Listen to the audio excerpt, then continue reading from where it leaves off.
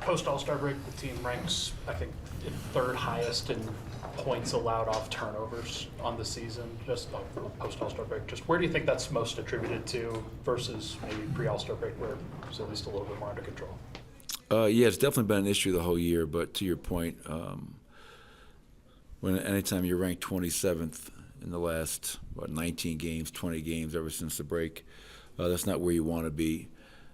And you're just fueling other teams' breaks, giving them easy run-outs. A lot of live ball turnovers, which are the killers because they're often turned into easy layups and/or dunks. And I think just on the season, Ryan, I think we've cataloged all the turnovers, and I'd say probably 48% of our turnovers have just been bad passes on the season. Just like throwing into a crowd, not on time, not on target. I think sometimes we get caught, everybody's trying to make the right play, but we get caught playing in really tight spaces, trying to force the issue. We've seen a lot of teams lately really just sit in the paint, 5 guys in the paint at times, daring us to shoot, and therefore there's not a whole lot of room to operate. And it's an area that we know we have to be better in because if we're going to be a better defensive team, it starts with our offense and taking care of it. Jamal popped up with the hamstring tightness. I guess how's he doing? And is he going to go through his pregame before? Yeah, I think he's probably going to go out there right now. Just saw him in the locker room. But yeah, just kind of tweaked up a little bit last game. So he'll go through his routine and see if he's able to go tonight. If there's any reservations, we'll be smart about this with 8 to go and hold him out. But right now he still remains kind of a game time decision. On that note, is there any update on Julian Strawberry and how he's progressing? Yeah, I was able to watch him work out this afternoon for a while, and he looked great.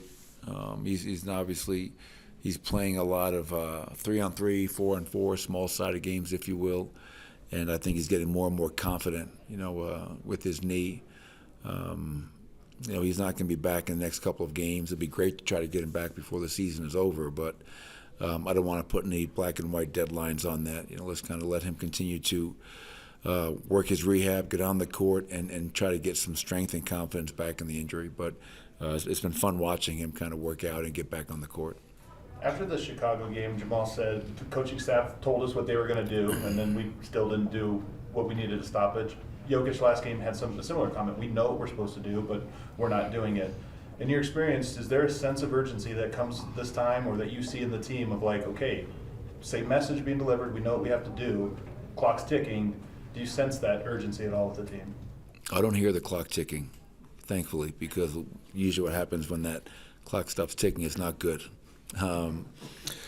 Yeah, I mean, like we talk about it, we prepare, and we try to do our job as coaches and our players try to do their job, and we're all in it together. It's never us versus them. Like when we lose, I blame myself always. Like I know I could have done something else to help this team win. And I think if we all get into a mindset of ask yourself what you can do first, what could I have done better? So easy, you see teams that want to assign blame and place blame elsewhere. No, it's like we all could have been better. And with 8 games to go, and I think we're 10-9 since the All-Star break, never really found like a rhythm. We won 9 games in a row going into it. And coming out, very difficult schedule, some guys in and out of the lineup. We've just been, win 1, lose 1, win 1, lose 1, win 2, lose 2. And we have to find a way to try to shake that going into the postseason because it's real. You don't have that luxury of just kind of, okay, let's turn it on now. And I know Nicola had said that a little while ago. Like, I've been around the league a long time. There is no magic switch.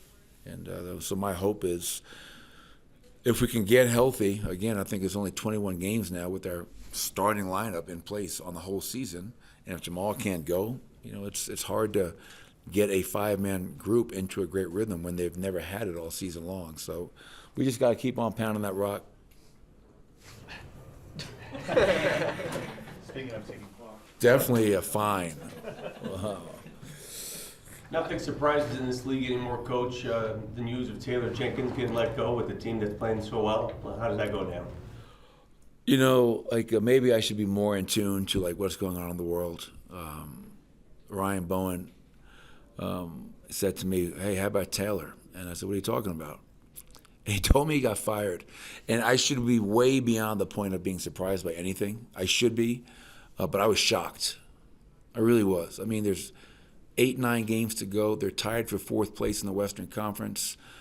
Taylor has showed himself to be one of the best coaches in the league.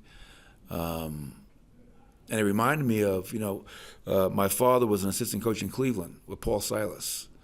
And 18 games to go, they fired Paul Silas. And they named my father the interim coach. And he called me up in a panic. He goes, I don't want this. I don't want this job. Not because he was afraid of the job and the challenge, because he respected Paul Silas so much. So for Taylor to get fired is at this late stage of the season, and for them to be where they are is really shocking and odd at the same time. I just can't wrap my head around it. There must be something going on that we're all not privy to. It's none of my business how they run their operation. But as I told Taylor, we have the same agent. He's going to have many suitors calling him. And I got fired in Sacramento. It's never easy going through that for you and a family, but it was the best thing that ever happened to me. And I'm sure the same thing's going to happen for Taylor Jenkins. Michael, if I could ask too, your offensive numbers in preparing are very similar to what they have been for the last few years. How is your offense better or not as good as it was in the past? Well, you look at it, I think the one outlier this year is the transition.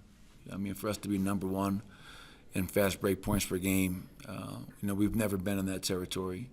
We've been top 5 maybe a few times, but to lead the league in fast break, to lead the league in paint, to lead the league in assists per game, field goal percentage, speaks to the efficiency. And we were number 2 all season long. Then Nikola missed those 4 or 5 games and dropped us down to maybe 3rd or 4th. But I still think it'll be the highest ever offensive rating the Nuggets have ever had.